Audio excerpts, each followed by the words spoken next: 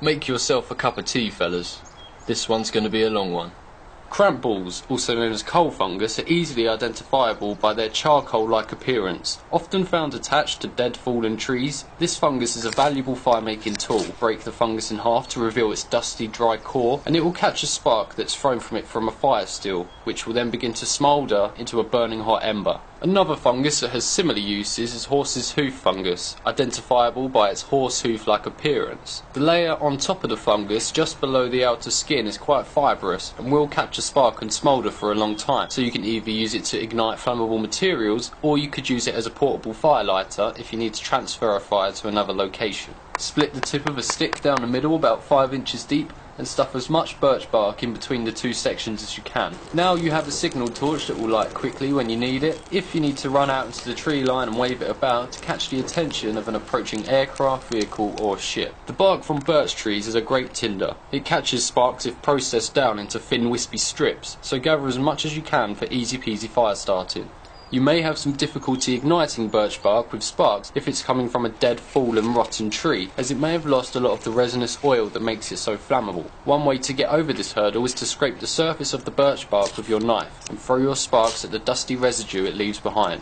You can use a pencil sharpener to gather fine wood shavings. The inside of twigs should be dry on a rainy day. It makes getting a fire going in wet weather much easier. The seeds from a thistle plant are a great tinder as well. Thistle plants are often found in abundance, clumped close together to one another, so you can gather as much as you can for future use. You may walk past feathers all the time without giving them much thought, but the fluffy young feathers do burst into flames when hit with a spark. Pro tinder. Dead pine needles are also amazing for getting your fire going. The forest floor should be littered with them all year round. Pine resin is often found encrusted into the bark of a pine tree, and while it carries some healing medicinal properties which I'll cover later, it can be used in fire making. Crushing the resin blocks into small granules and powder will increase its chance of igniting. You may find the pine resin in a gooey, sticky glue-like form, and that's fine, that just means it's fresh, but it's still flammable. Melting the pine resin down will reduce it into a wet, gloopy glue that you can use to make primitive tools or patch a hole in the shelter. Fatwood is another name for the heartwood of the pine tree. Fatwood has that same flammable pine resin deeply soaked into the wood, so for that reason thin shavings and sawdust from fatwood are often very flammable and enough to catch a spark. Placing living green plant or tree matter such as pine or spruce boughs over a fire will transform your fire into a signal fire. The living green materials create large plumes of thick, dense white smoke. Don't just insulate your shelter, insulate yourself. Stuff your clothes with dried grass and leaves to trap your body heat in. It's worth packing a sandwich bag and a straw into your kit. Gather some water in a bag, drop a water purification tablet in, then bada bing bada boom, drink it through the straw. A little lifesaver. Alternatively, you can use a condom. Water can be gathered by wringing out big bundles of moist moss. It won't be the nicest tasting water you've ever had, but you can gather about a litre of water in 20 minutes just from harvesting and wringing out moss if rainfall has occurred recently. Heavy dew on foliage is a great source of water. Tie rags or spare clothing around your ankles and waist and walk through the dew-covered grass before sunrise so you can wring out the water into a container.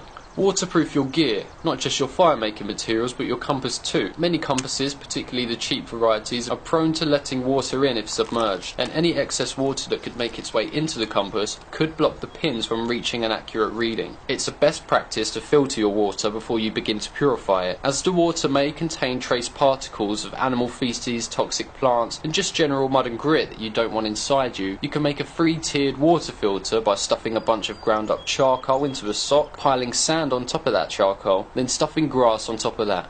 The grass catches the larger particles, sand catches the fine granules, and charcoal serves to absorb most chemical contaminants that may be found in the water. You can also create a makeshift canteen out of a sheet of tin foil by placing a large smooth rock or your fist into the centre of the foil, then folding up the sides around it. What you essentially have is a bowl that you can pour water into and boil by the side of a fire. Spent shotgun shells can be melted down over a fire and reshaped into a variety of different tools. One example is if you poke your knife through the melting shell, it will form a makeshift arrowhead.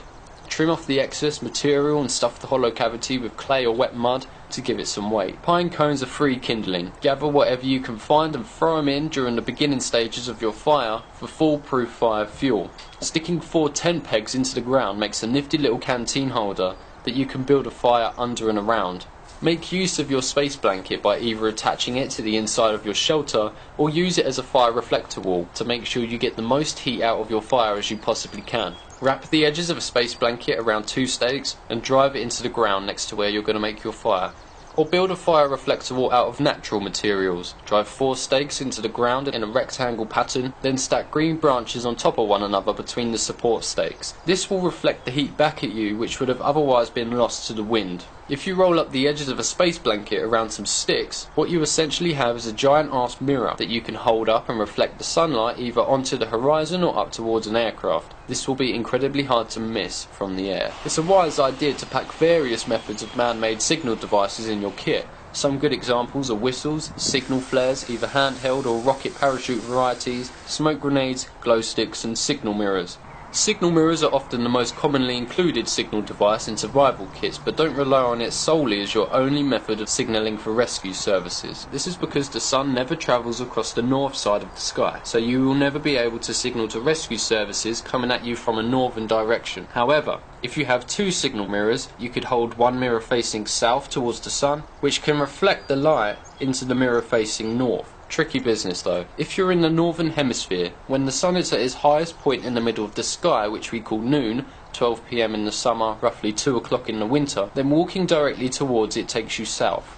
Rubbing raw crab apples over a wound or laceration will help to heal it, as crab apples in their raw form are quite astringent. They tighten up the skin and blood vessels around the area you apply it to.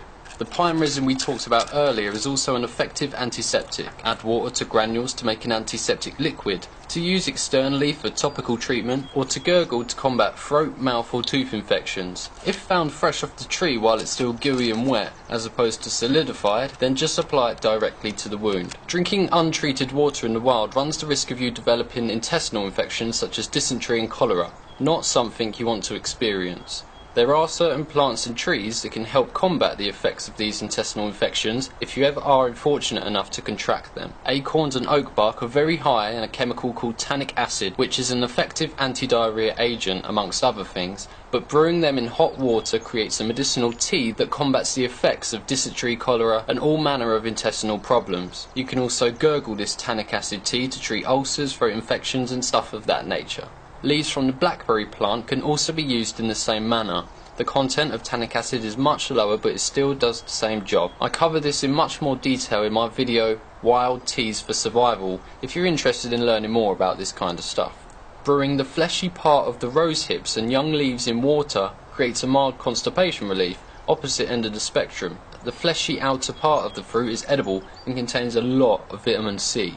Dandelion tea also creates a mild constipation relief. The whole plant is edible too. Snow blindness is a condition caused by the sun's ultraviolet rays reflecting off the snow and into your bare eyes. The symptoms of snow blindness are a sensation of grit in the eyes, pain when making eye movements, red and teary eyes and a headache that intensifies with continued exposure. Prolonged exposure to these rays can result in permanent eye damage. This is why snowboarders and skiers always wear UV protection goggles. You can prevent this condition by smearing some charcoal under your eyes to reduce glare, and it also absorbs a lot of light. This is the same reason why American footballers smear dark material under their eyes. It's not just for intimidation, it's to help absorb the glare from all the light of the stadium. Or alternatively, you can cut thin eye holes in a piece of bark, run some paracord through it and wear it like sunglasses. High levels of swag. Right there. Also, pro tip, eating snow and ice will reduce your core body temperature and your body will work overtime burning calories to process the cold water. If possible, melt the snow and warm it up before you drink it. Dock leaf sap contains a natural antihistamine. Chew on the leaf for a few seconds, then rub the saliva dock mixture over a sting or bite to relieve the itching and discomfort. Dock leaves are often found on the hedge line, the tree line, and quite conveniently, usually not too far away from patches of stinging nettles. Stripping the inner bark from a willow tree, then steeping it in water or chewing on it provides you with an effective way to alleviate the symptoms of cold and fever, but most importantly it's an effective pain reliever, as the inner bark of a willow tree contains salicin, which is closely related to the active ingredient in aspirin. Don't consume willow bark if you're allergic to aspirin, by the way. Cattails are a plant found in wetlands, marshes, swamps and ponds. Inside the sausage-like seed pod, there's thousands of tiny fluffy seeds that can be used as tinder for ignition from a fire still, much like the thistle seeds we spoke about earlier.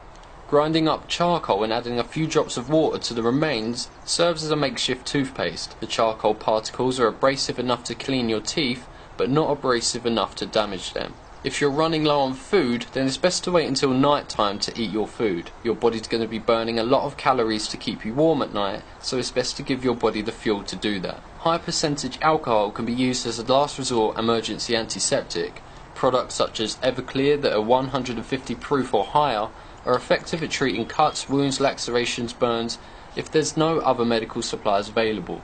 Despite how much Bear Grylls loves it, drinking your own piss will not keep you alive or hydrate you. Drinking your own dehydrated urine will dehydrate you further because of the high salt concentration. As the great Cody Lundin once said, people don't survive because of it, they survive despite it.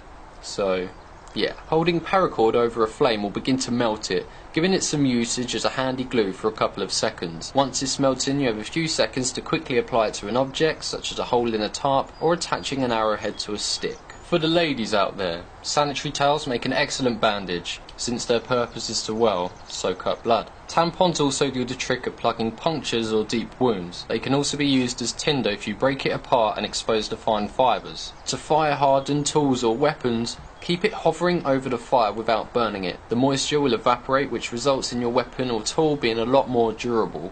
Placing some duct tape or a piece of birch bark over the rim of a fleshly boiled canteen full of water will reduce the chance you suffer minor burns to your lips. Placing some tin foil over the top of your canteen will allow the water to boil quicker, so you can save time and resources. If your canteen comes with a matching cup, then whack that over the top of it. A scrunched up ball of tin foil can be used as a cookware cleaner to scrape off all the dry food matter that's prone to moulding. Another testament to how useful tin foil really is.